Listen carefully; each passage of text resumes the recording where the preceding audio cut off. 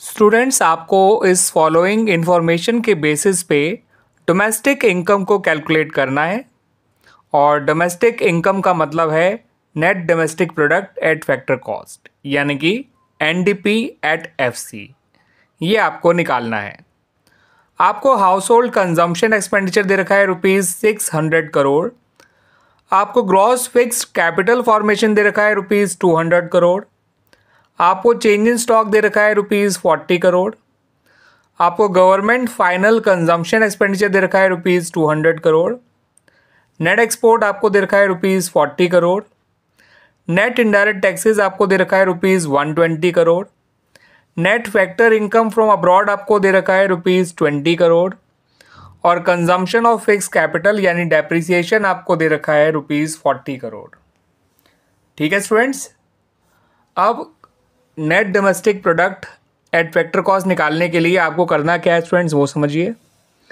आप house hold consumption expenditure को, government final consumption expenditure को, ग्रॉस फिक्स कैपिटल फॉर्मेशन को, चेंज इन स्टॉक को और नेट एक्सपोर्ट को ऐड करिए।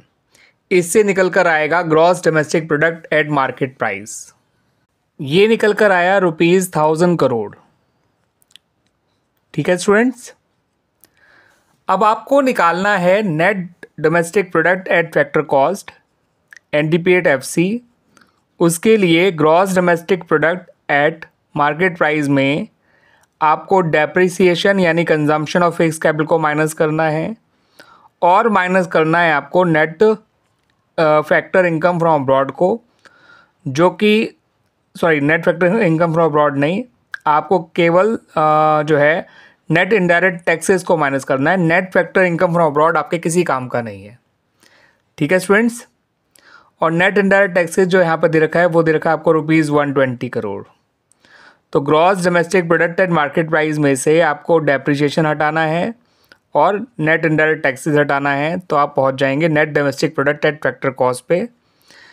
तो 1000 में से आप 160 माइनस करेंगे तो बचेगा 840। तो राइट आंसर इज ₹840 करोड़। ठीक है students, net domestic product at factor cost यानी डोमेस्टिक इनकम निकल कर आया ₹840 करोड़।